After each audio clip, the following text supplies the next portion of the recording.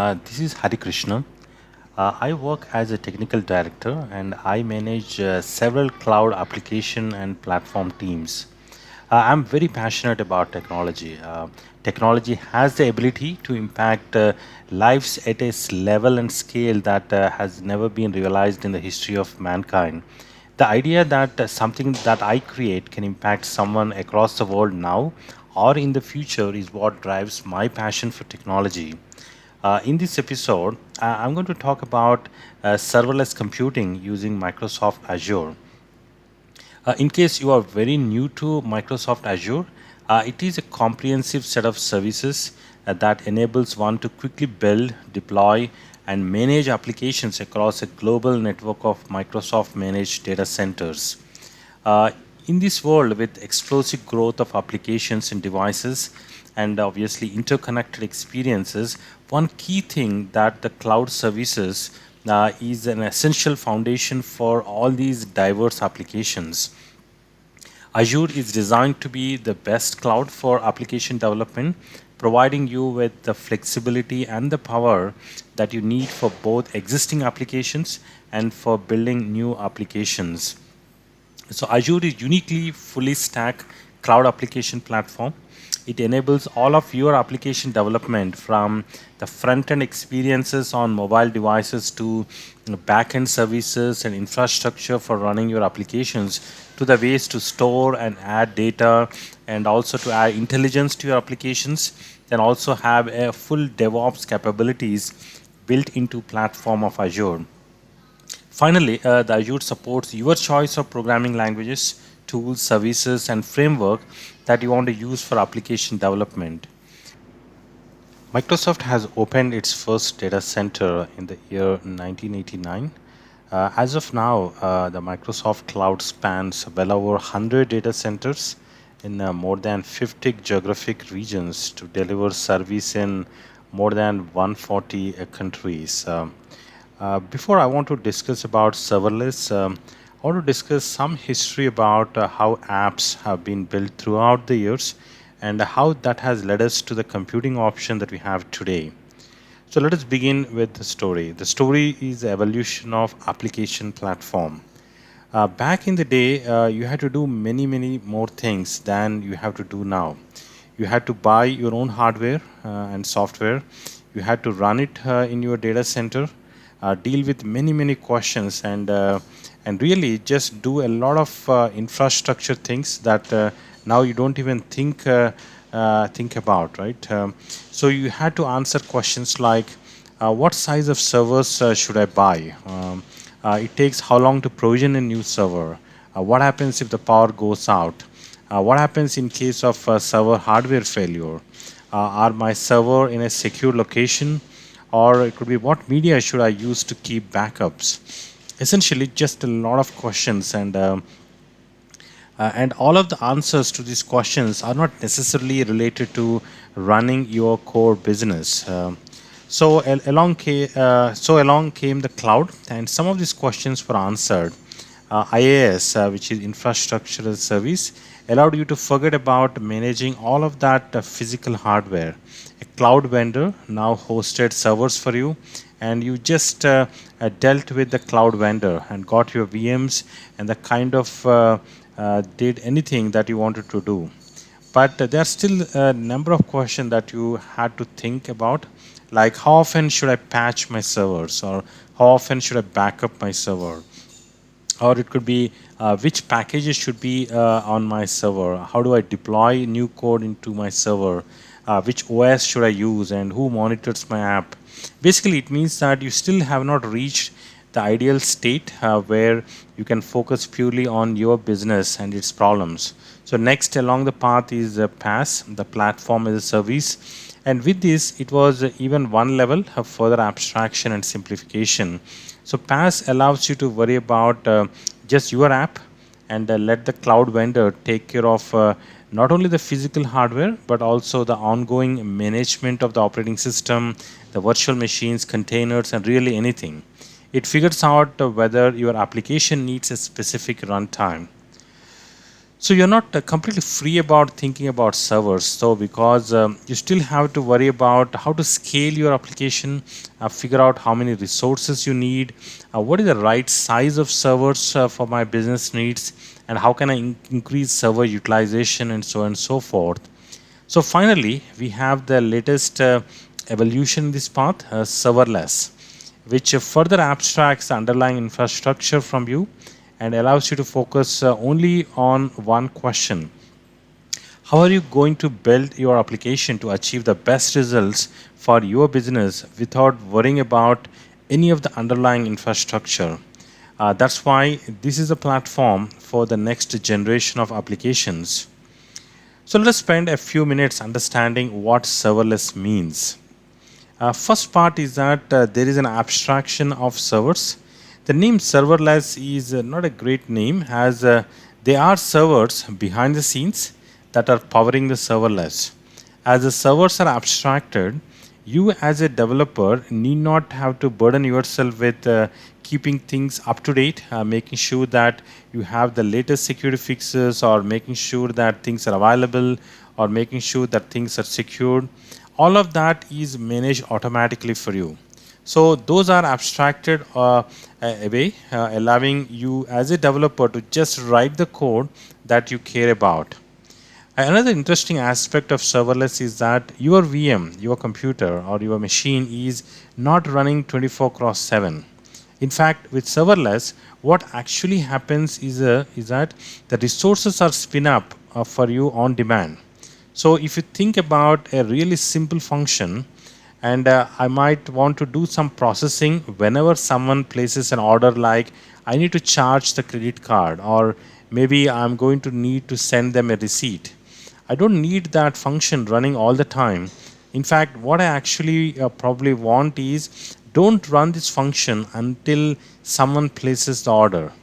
Now that means that there needs to be some event, there needs to be some signal to the cloud to let it know that you want your code to run. So one of the pillars of serverless is that it is event driven, and we use those events to spin up your compute automatically, run your code, and then spin them back down. This is awesome, right? Because it comes with an incredible cost saving.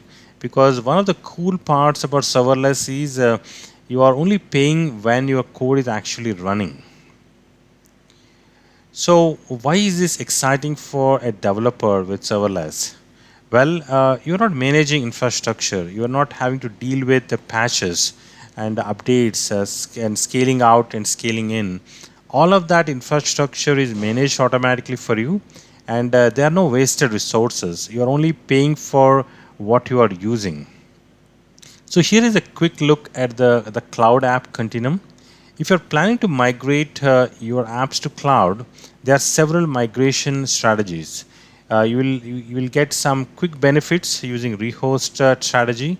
However, the benefit starts compounding when you start thinking about modernizing the apps using containers or microservices or serverless. As you start traveling to the right on the x-axis, it improves agility to deliver your business value, reduces time to market, and also reduces the total cost of ownership, and also allows simplification of your IT. The reason is very simple. As you start moving to the right on the x-axis, you care less about the underlying infrastructure related concerns and spend more time in your core business aspects. At the center of serverless, there is what is called FAS, or Functions as a Service. Uh, these are little bite-sized pieces of code that spin up in the cloud and spin back down. The functions have a few characteristics. First is that usually a function only does one job. You want it to be reusable, just like other best practices in programming. So if I need to do 10 tasks, I very likely will need 10 separate individual functions. Second, the function execution should be very short lived. Part of that kind of breaking them into single responsibilities is that I don't want one function that charges the credit card and then sends email receipt and then updates the database and has 20 other tasks. The other part of functions is that it is just running code. There are no actual state involved. They are completely stateless. So in some ways, when you have a problem that requires state, that can be tricky as well. There are often times we are faced with problems where we need multiple responsibilities to happen. We can't necessarily have it to be short-lived. There are a lot of data that has to be processed, maybe, or there are a lot of work has to be done, and I need some state hanging around and so on. So the durable functions, which is a new framework released from Azure last year, helps solve a lot of these problems. So now the concept I want to talk about is that of a platform, not the individual server. So this is a collection of fully managed services that come together to allow you to build serverless applications. So when we talk about serverless, the first thing that comes to mind is functions as a service. So functions is a really kind of the core cornerstone of the serverless platform in Azure. And what functions allow you to do is execute custom code on demand without having to worry about where that code is executing. So it's just a small snippet of code that executes when and where and how frequently and with how much scale you need. I'll go into some more details later, but that's a basic thing to remember. Azure Functions allow you to run small pieces of code called functions without worrying about application infrastructure.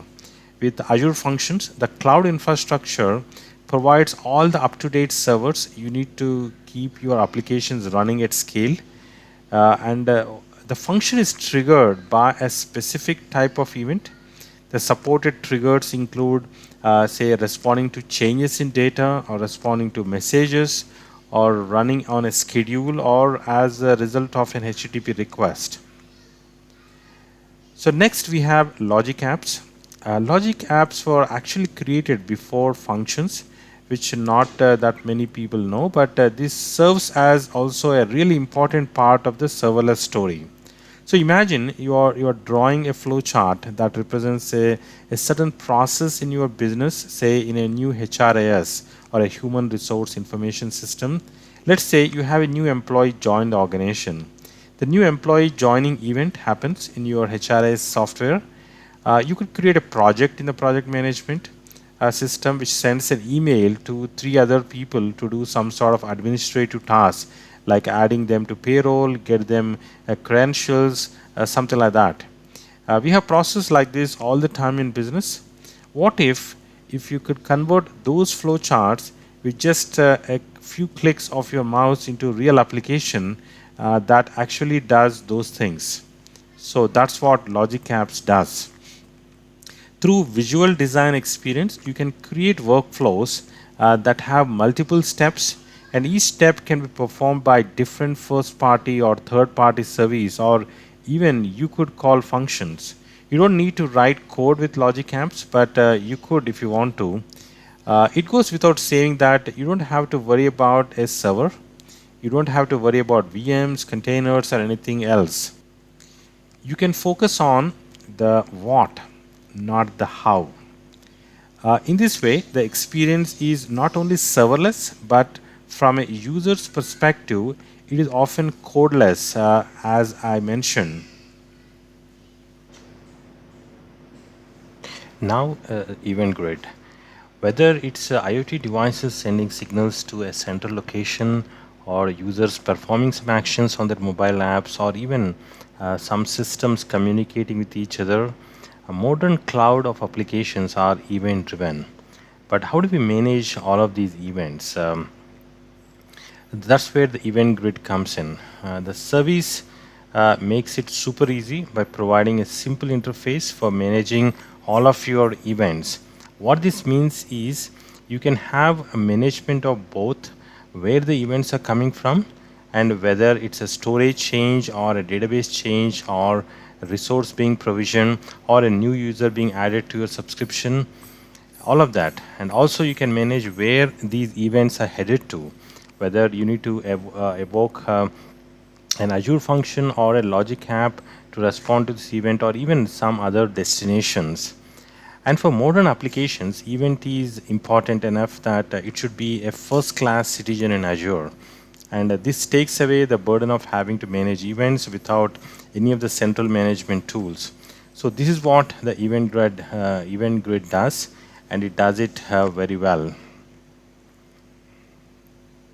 So next we have the basic building blocks of serverless computing in place. Uh, what do we want to do next? We are building applications after all, right? And applications don't exist in a vacuum. Applications talk to databases, they enable authentication for their users, and if it's IoT, it sends, receives data. Maybe they need to process that data and prepare it for further analysis. And more applications are required to have some kind of intelligence in them. So how do we achieve these things? It would not be fun if for application code was running in a serverless environment, but we still need to manage an army of virtual machines to perform these other tasks. That is what the Azure provides us. So it has Cosmos DB, a globally distributed elastic scale database, perfect for the serverless apps. It has Azure ready for your security and access control needs, IoT Hub for your IoT needs. You have services like Event Hub, Stream Analytics to ingest and event real-time streaming data. And lastly, it has Microsoft Cognitive Services API to provide intelligence for your apps. All these services together comprise the Azure Serverless Application Platform. Using these pieces, you can compose your applications. But we have a platform now. So what about the process of building these applications? What does the developer experience looks like?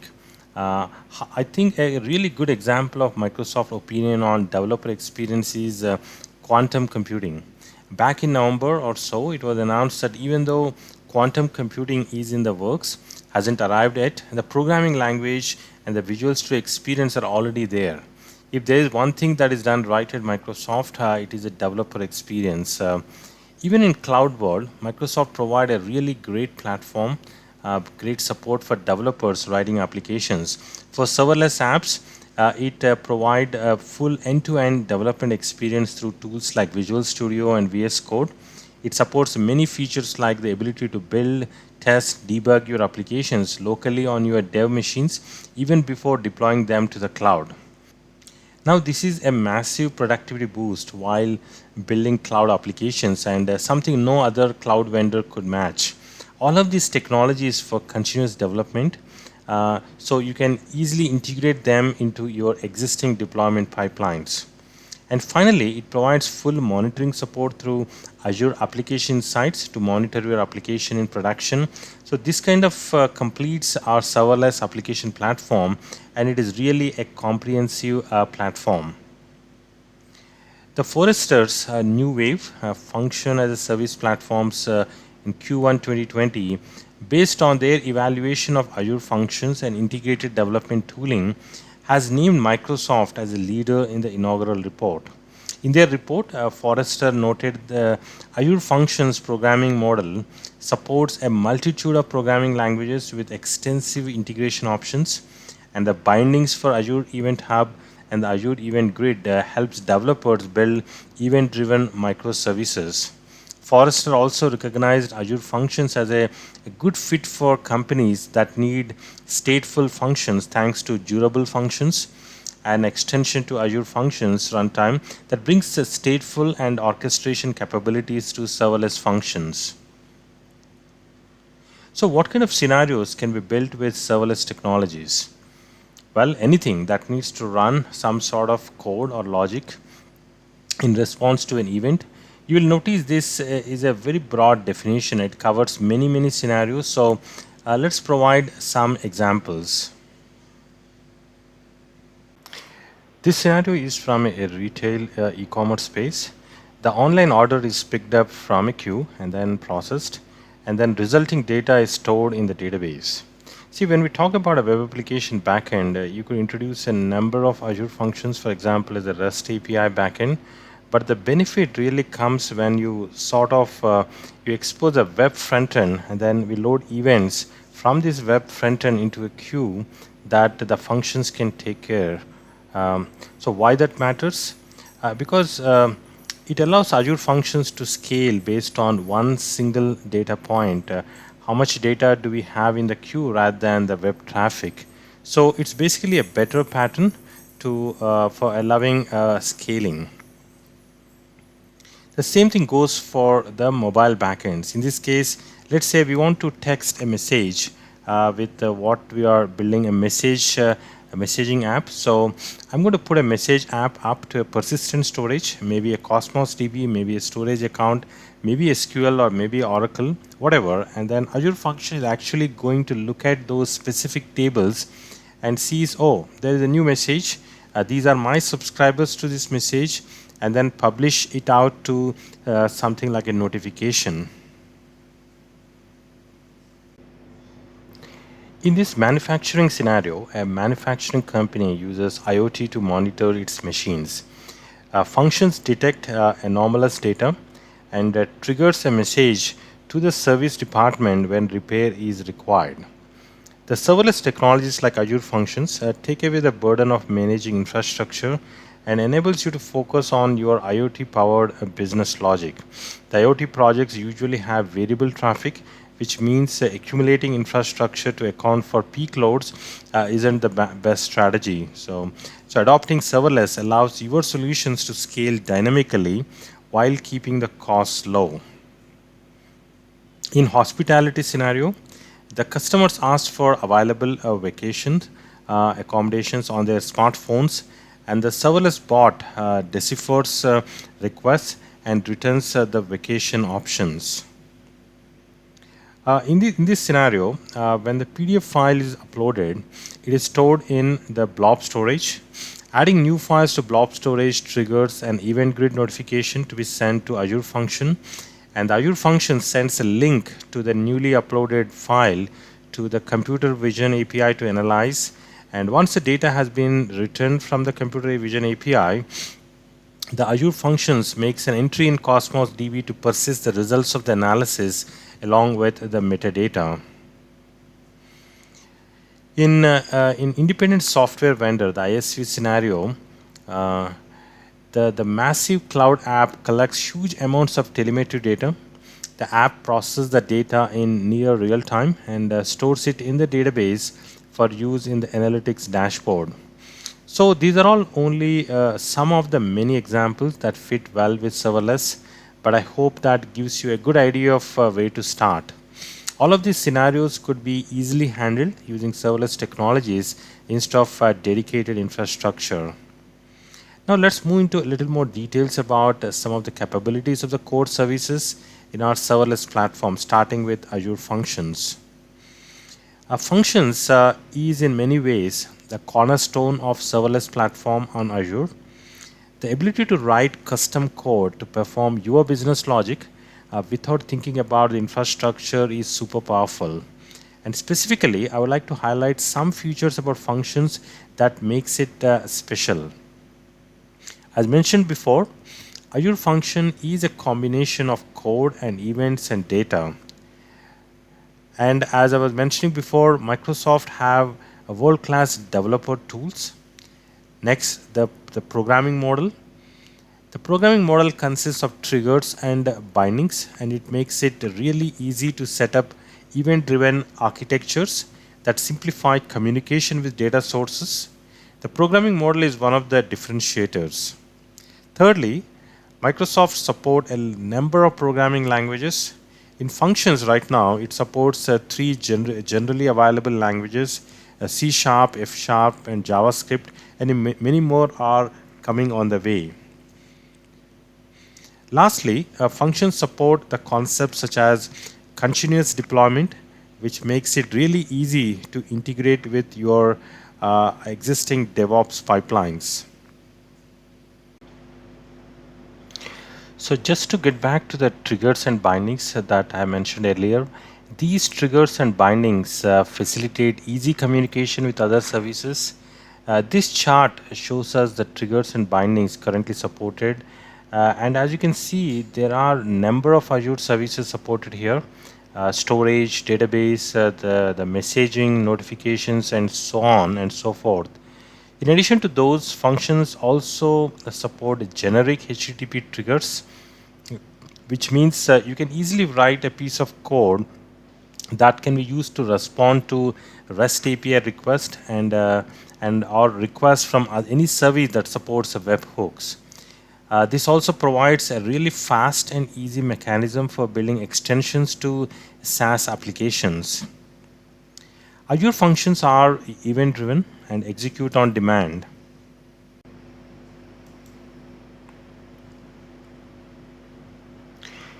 They remain idle and spring into action as soon as the events invoke them. You do not get billed when Azure functions are in idle state and are not executing. Cost incurs when the Azure functions are executing. You get billed for the time these functions execute and the resources they consume. This billing model makes Azure functions cheaper than any other hosting models. Whenever there is a substantial incoming traffic, the Azure functions scale out dynamically based on the load and scale in automatically when the incoming traffic is less. During scale out scenarios, Azure functions consume more computing resources, leading to an increase in the cost, and the cost comes down automatically when the Azure functions scale in. Azure functions execute when invoked, and the triggers invoke Azure functions.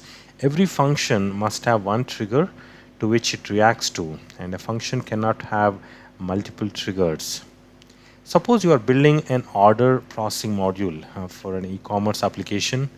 The module gets triggered as soon as the customer makes the payment for the order. The module picks up the customer's order and it then checks if the payment is successful.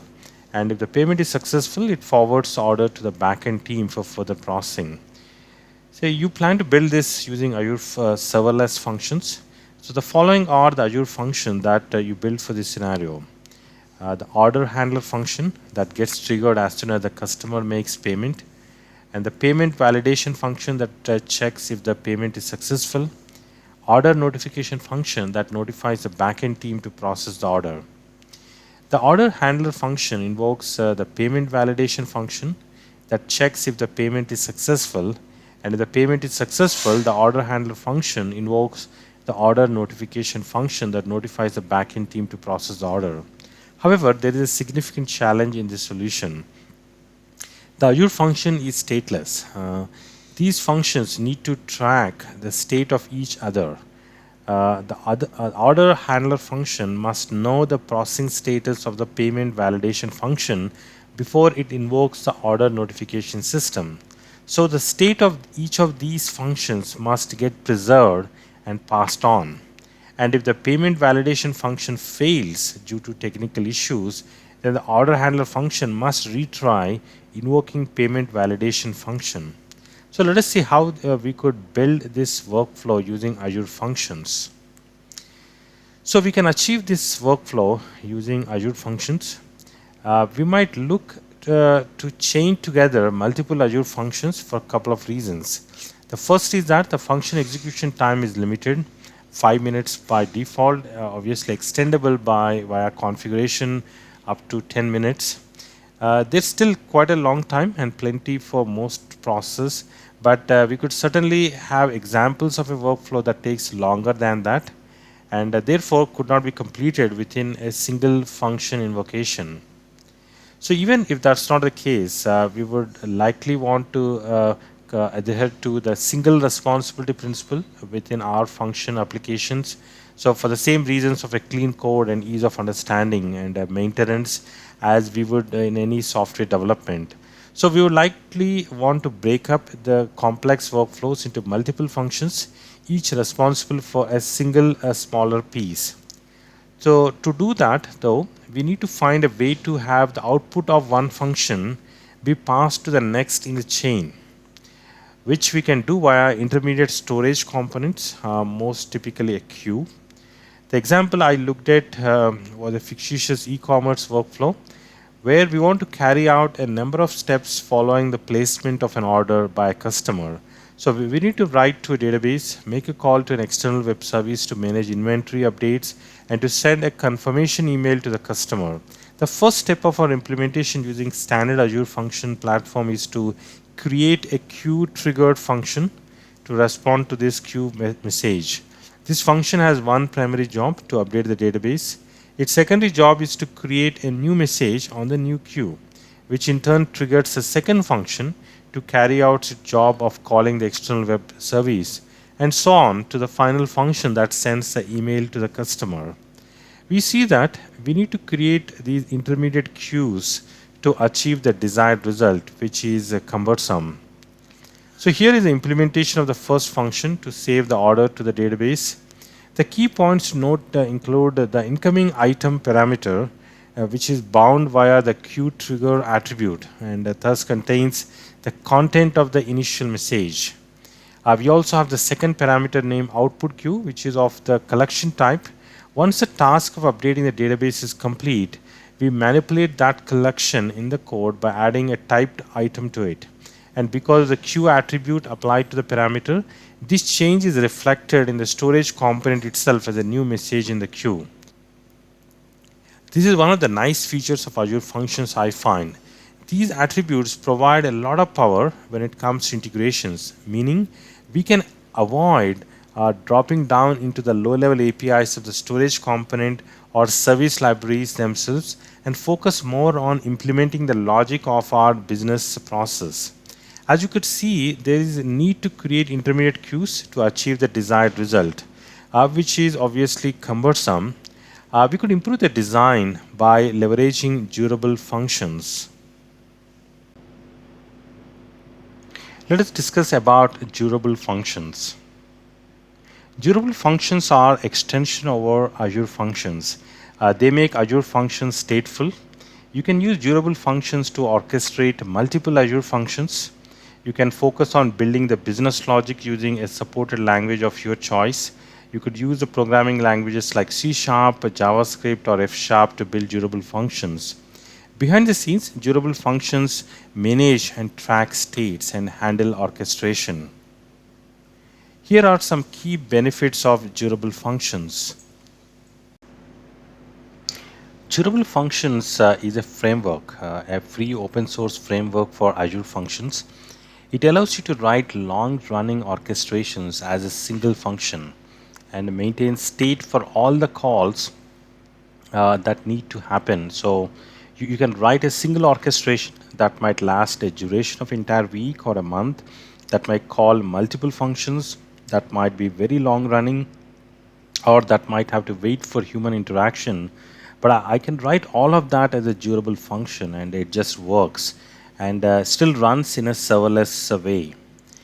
This is awesome, right? To simplify these complex transactions and coordinations so that you can very easily map and understand the whole end-to-end system that's happening. Now, all durable functions is completely written in code, so I need not deal with the JSON schemas or workflow definitions or some other ways that often orchestrations is solved. So I can do all of this right within .NET. Be it a try-catch block, or you can do things like wait. You can do these concepts that you are likely familiar with, but now you can just automatically have all this power from the framework. And durable functions does support multiple languages like .NET C#. Some community members have done some work to write durable orchestrations in F#. Also, you can write them using JavaScript. The core mechanism of durable functions is illustrated here. The starter function is a simple Azure function that starts orchestration by calling the orchestrator function. The orchestration client is responsible for starting and stopping orchestrators and monitoring their status.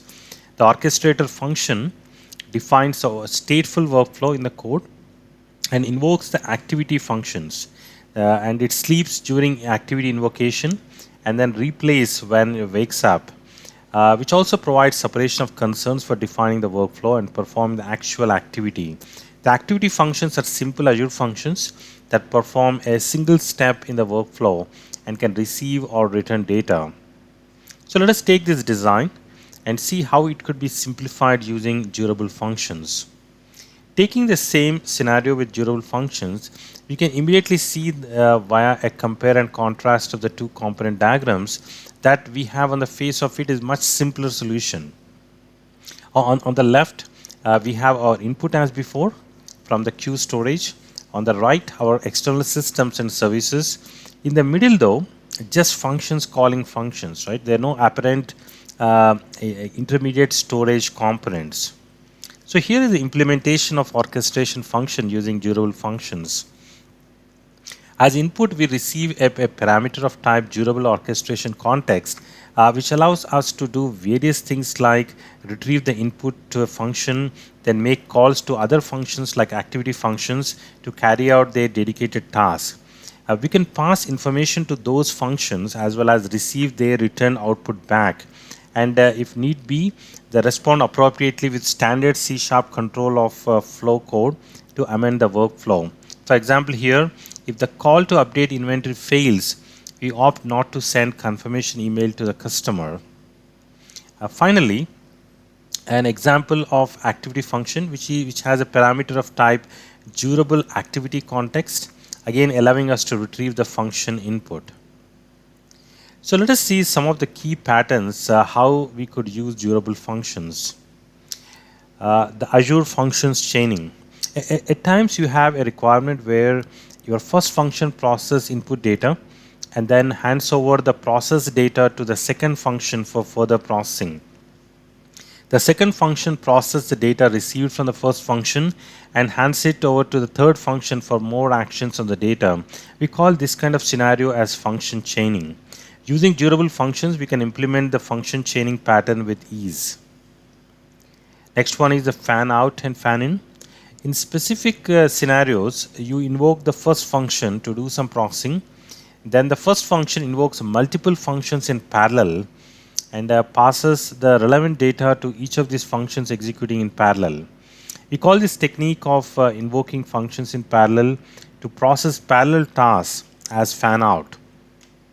Once the parallel functions have completed executing, then they pass on their processed data and the state to another function that aggregates the data processed by each of these parallel functions. We call this technique as fan in. So you can use durable functions to implement fan out and fan in scenarios with very ease.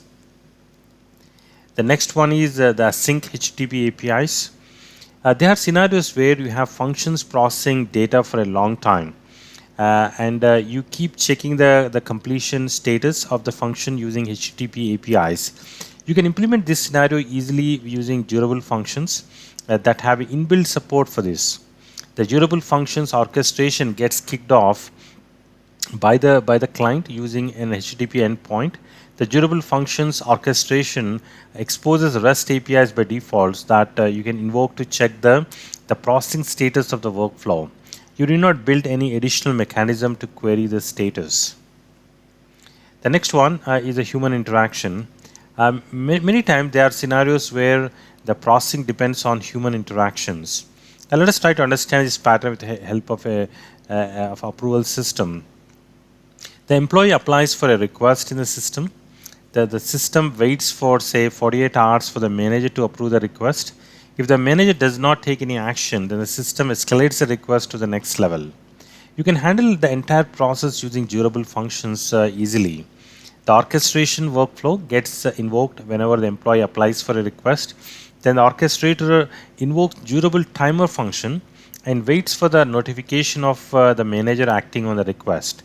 The external system can track the manager's approval and deliver the notification to the orchestration function using the built-in REST APIs supported by the durable functions. The durable timer waits till 48 hours for manager's action.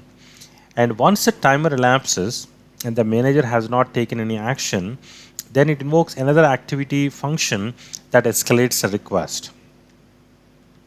The pattern is about the aggregating the event data over a period of time into a single addressable entity. In this pattern, the data being aggregated may come from multiple sources and may be delivered in batches or may be scattered over a long periods of time. The aggregator might need to take action on the event data as it arrives, and the external clients may need to query the aggregated data.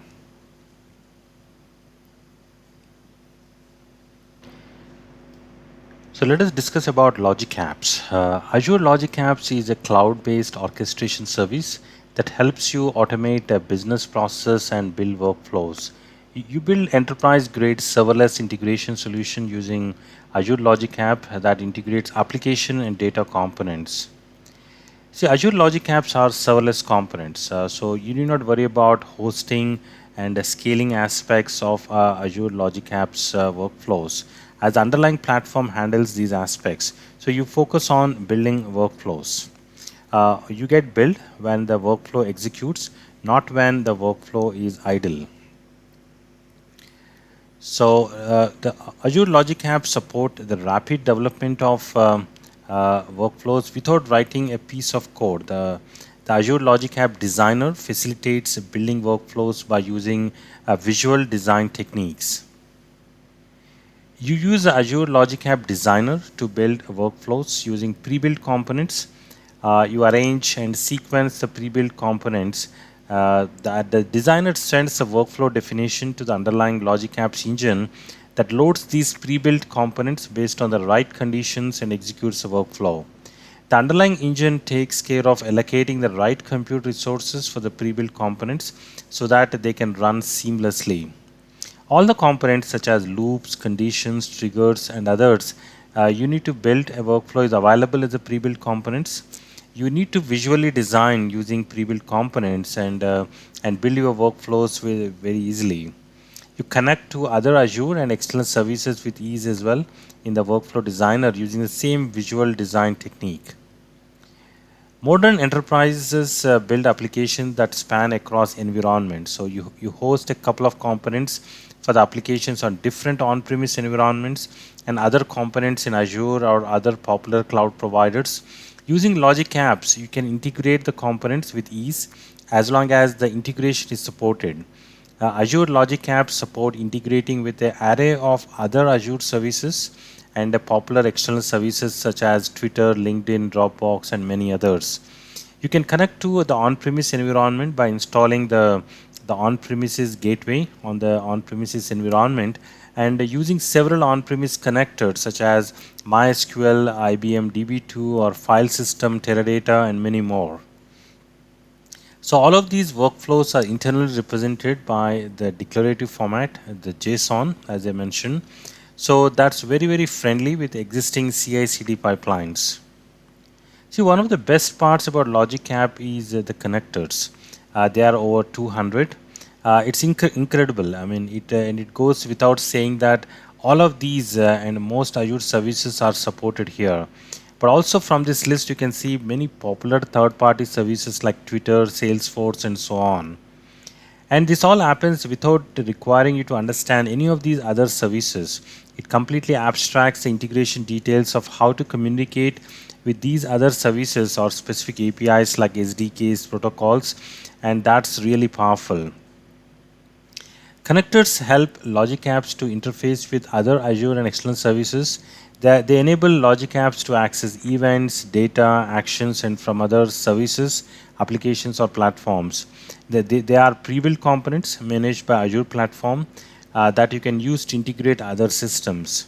Connectors use connections to talk to other services, and connections contain authentication and other environment-specific details that help you connect to these services. In some scenarios, the pre-built connectors provided by Microsoft may not help you connect to your external service. In such cases, you can create a custom connector that helps you connect to your external service. Triggers invoke Logic Apps. Your Logic App remains in idle state and executes only when a trigger invokes it. A trigger could be a polling trigger that keeps checking an endpoint at regular intervals for a specific set of conditions, and when the conditions satisfy, the Logic App gets triggered. The trigger can also be a push trigger that subscribes to a service endpoint and provides a callback URL to the service. When the specific event happens or conditions satisfy, the service invokes the trigger using the callback URL. It then notifies the trigger to invoke the Logic Apps. There are many triggers available, like a new file created in OneDrive, a message is received in a service bus, or a new email received in Outlook, etc. Actions are tasks or steps performed by Azure Logic App workflow. They are mostly the core functional units of the workflow that helps you build the workflow logic. The examples of actions include sending an email, or adding a file to a blob, or adding an item in a service queue, or sending an SMS, etc. The flow control helps you sequence your actions in the logic app. They define the flow of the logic in the workflow. The flow control helps you introduce loops or conditions to your logic in the logic apps. The examples of workflow include loops or for each or switch conditions or until or so and so on. In the example shown, if the traffic time is more than 10 minutes, equal to 600 seconds, the email is sent.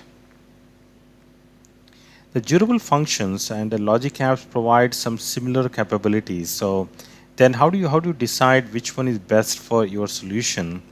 Here are some hints. Both platforms allow you to implement advanced workflow patterns like fanning out or human interactions or conditionals or loops and so on. However, there are some important differences. For instance, the development of durable functions is code based, so you can use a robust programming languages, while logic apps require much less programming thanks to the visual workflow designer. Additionally, there are much more connectors in logic apps than there are bindings on durable functions. Functions are more portable than logic apps. However, the logic apps offer a much richer monitoring and management tools. Another difference to consider is that as your functions can run serverless, but also dedicated isolated environments, while logic apps can only run serverless. So we already talked about how important the events are in the context of serverless computing. So Event Grid is a service which allows you to manage all of your events in a single place. It is a real-time event processing system and facilitates building applications based on the event-driven architecture.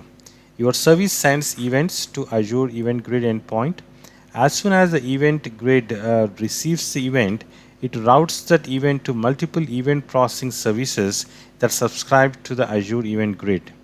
The Azure Event Grid is much like a mesh that receives events from multiple source services and delivers events to multiple event processing services. You can set up event filtering policies using which the Azure Event Grid filters the received events and delivers the events to the subscribing services selectively. Azure resources and components such as blob storage, resource group subscriptions, and many more have built-in support for Azure Event Grid. You can create Event Grid subscriptions directly from these services. You can also create your own custom events, which is really powerful. The rich set of publishers and consumers open up many interesting scenarios for you to construct new events. What I would like to point out is that this is a many-to-many relationship. So you can have many functions executing off a single event, or you can have one function executing off many events.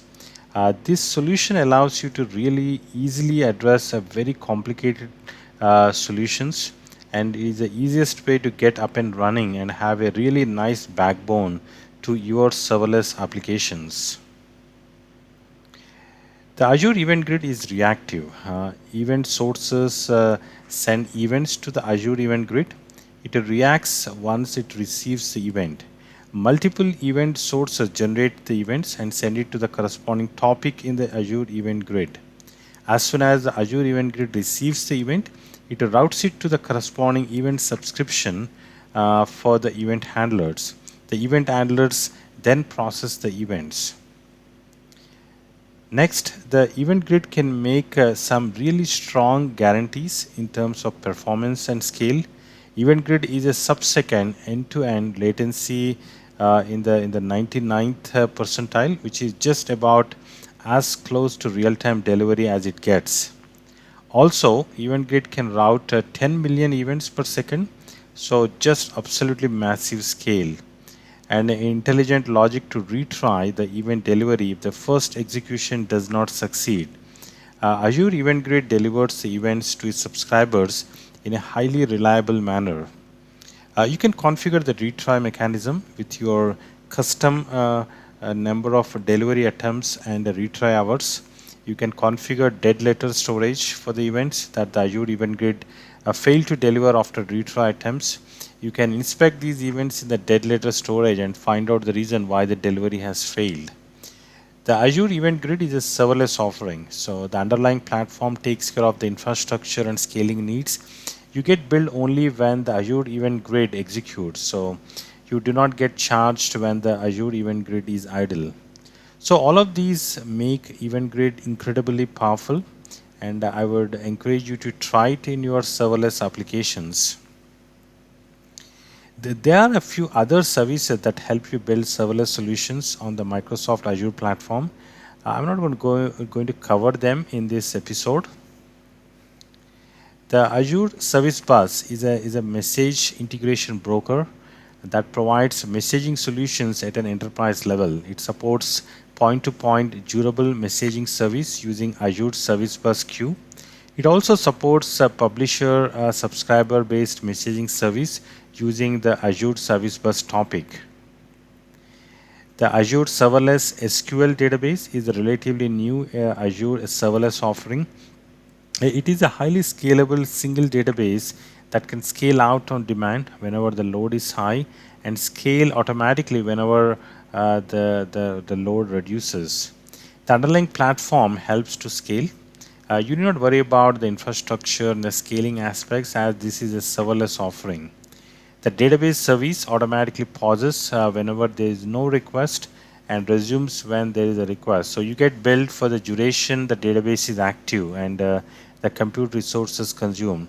However, the storage cost is always there even if the database is not active.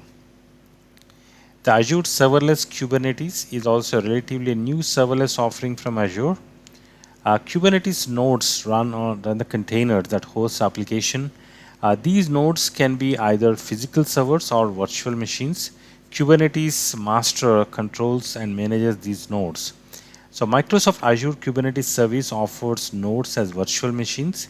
Whenever there is an increase in the incoming traffic, there is a need to commission new virtual machines and configure Kubernetes nodes on them. Virtual machines doesn't get commissioned on demand. To overcome this bottleneck, Microsoft Azure has come up with the concept of virtual nodes based on the Azure container instances. During a spike in demand, the new container instances spin up in seconds and act as nodes serving the traffic to the Kubernetes cluster. These container-based nodes shut down dynamically when the load decreases. The underlying platform handles spinning up and shutting down of these nodes dynamically. So that's pretty much what I want to cover in this episode. So thank you for taking the time to see this video. Again, I am Hari Krishna. This is my email address if you want to reach out to me directly. And I hope you learned some really interesting information about serverless computing technologies today.